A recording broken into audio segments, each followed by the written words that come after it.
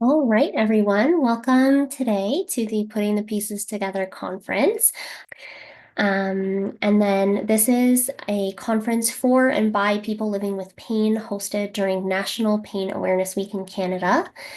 Feel free to communicate through social media platforms using the hashtag PTPT2024. My name is Delane Linkwich. I use she, her pronouns, and I'm a person living with chronic pain. I'm also a PhD student, a sister, and a daughter to family living with chronic pain, as well as a partner. And I know we're gathering from all across Canada today, but for me personally, I am in Guelph, Ontario, which I acknowledge is the stolen, unceded land and traditional territory of the Anishinaabe, the Ottawandaron, the Haudenosaunee peoples, and the treaty lands and territory of the Mississaugas of the Credit. I'm really grateful to get to learn, to work, and to grow relationships on these lands. And so today I have the pleasure of introducing the Honourable Ya'ara Saks, which is the Minister of Health. And to do that, I am just going to, bear with me, I'm just going to pull up my bio. The Minister of Health, sorry, give me 1 second. I seem to have lost it. Here we go. So the Honourable Ya'ara Saks was the first elected as the Member of Parliament for York Centre in 2020. She currently serves as the Minister of Mental Health and Addictions and Associate Minister of Health.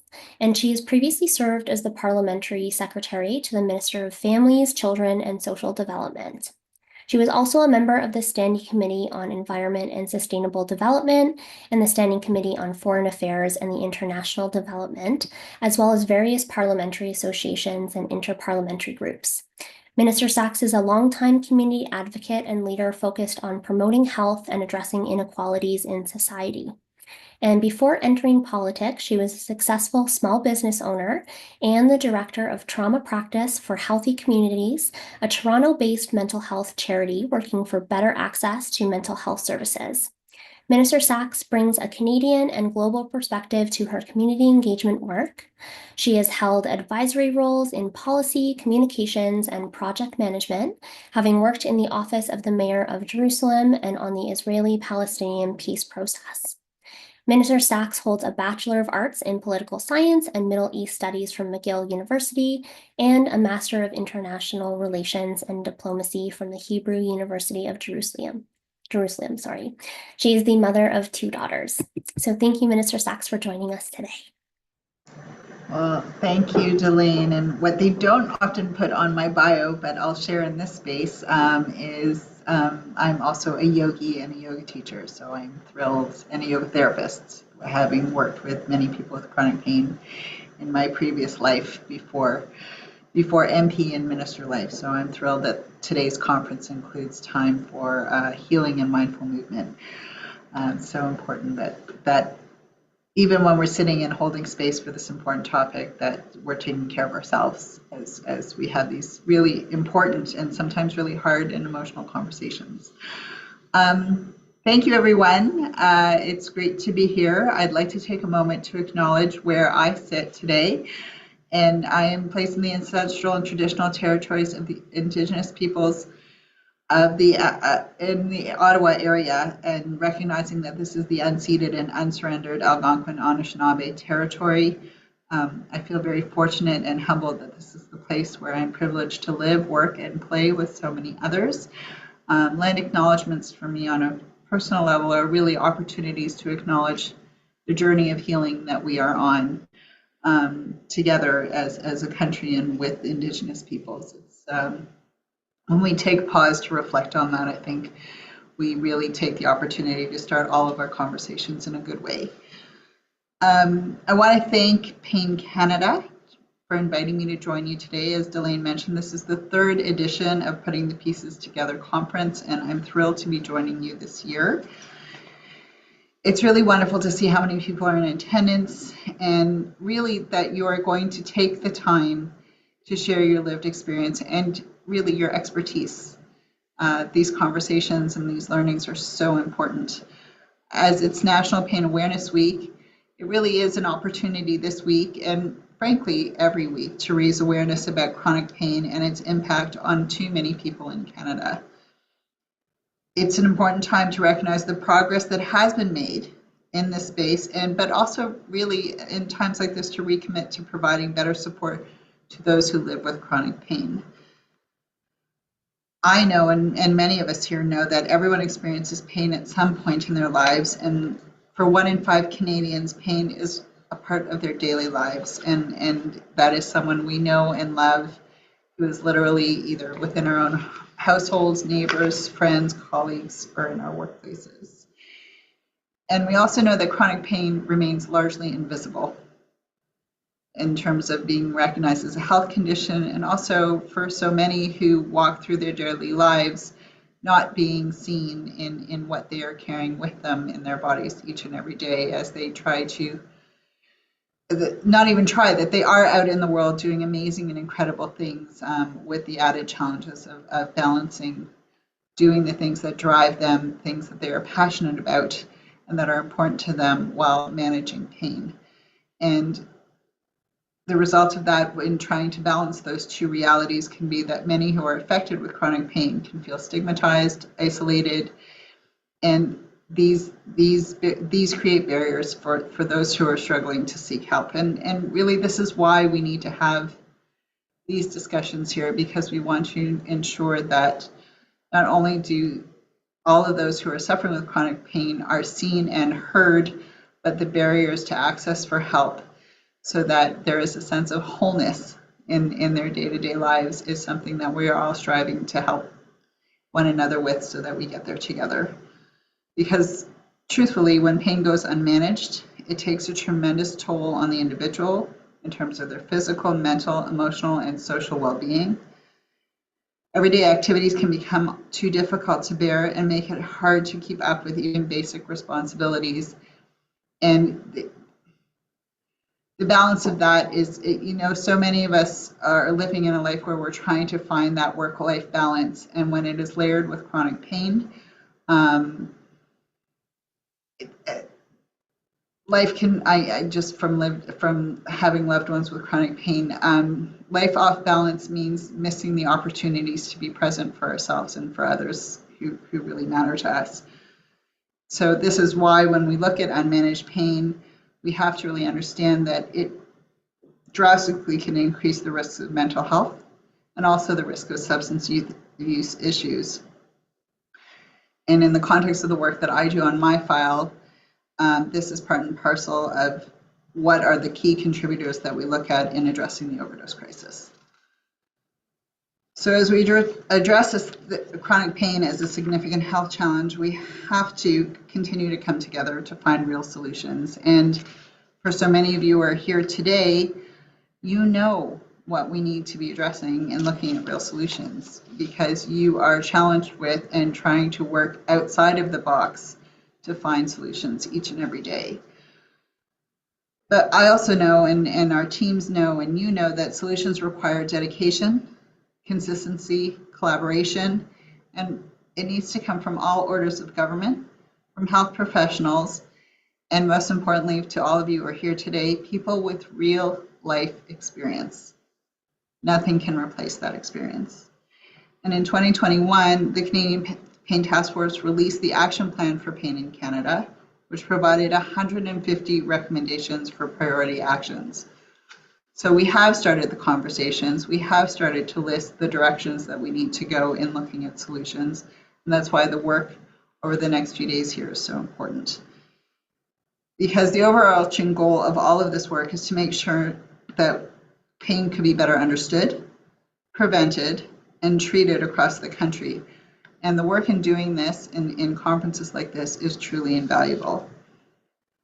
And I want to say thanks to all of you who are here, because over the past year, we've made significant progress towards implementing many of these recommendations. And I want to touch on this a little bit, because it's, when we say 150 recommendations, it's a monumental list and it can be overwhelming. But when we break it down and address what we are working on and working through together with groups like yours here today, we know that we're moving the needle, which is so important. So for instance, Pain Canada has continued to mobilize resources and coordinate efforts to better support people living with pain. And this includes the expansion of low barrier pain management programs, such as Making Sense of Pain, in new sites across the country. And the Power Over Pain portal. I love this portal, and I'm constantly asking my team to promote it and put it out there so that there are more open discussions. It provides access to free virtual pain management resources for youth and adults and has been accessed by almost 250,000 users. And I will just say actually over the course of this past summer, I have a very dear friend who was really, really struggling with pain and had been given a course of treatment and medication which she wasn't comfortable with.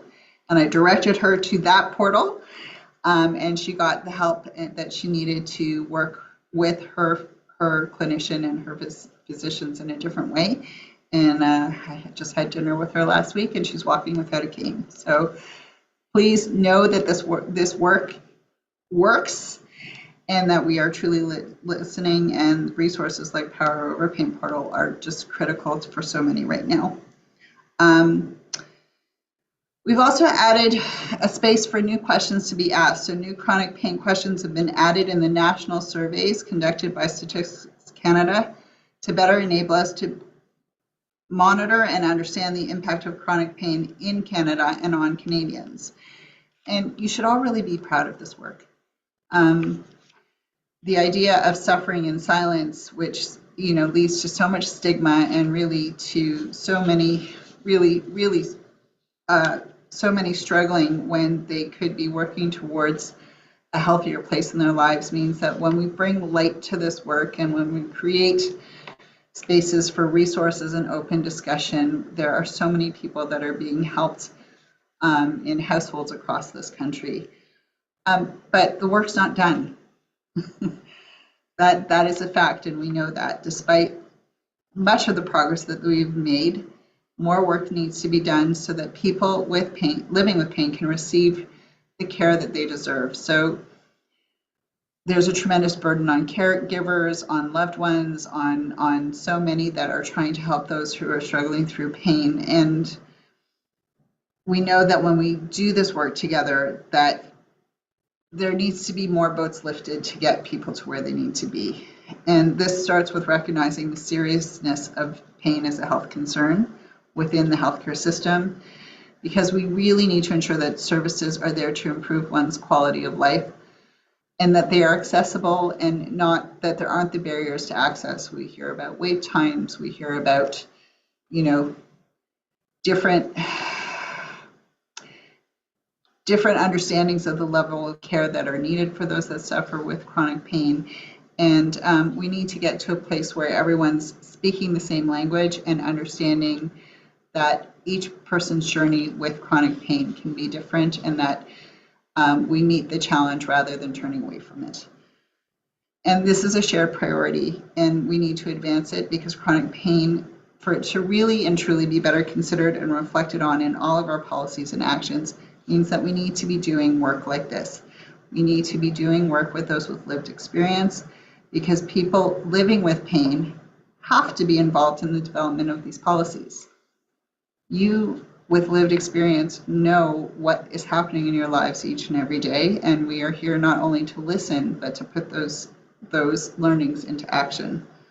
The Government of Canada remains committed to working with all of you to address pain in a real way. And it's critical that your voices of those who are living with pain are at the forefront of our actions. And putting the Pieces Together conference, now in its 3rd edition, is really an important step in the process that we're all in, the journey that we're on together. So I want to thank everyone who's organized this important event. We can't do this without you and your hard work. And I want to thank all of the participants who are here. You're taking time out of your days to attend, whether you're here as a health professional, whether you're here as a government representative, or as a person who's living with chronic pain, or perhaps someone who's supporting a loved one as they navigate their pain journey. The giving of your time is not unnoticed, and I am truly grateful and want to say thank you.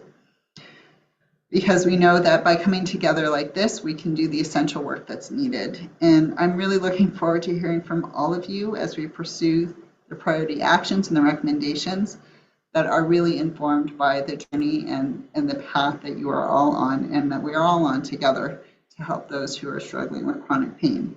So I want to wish all of you a great conference. I'm sure there will be tremendous learning done here. And with that, I will pass it back to Delane and look forward to hearing the outcomes of the next few days.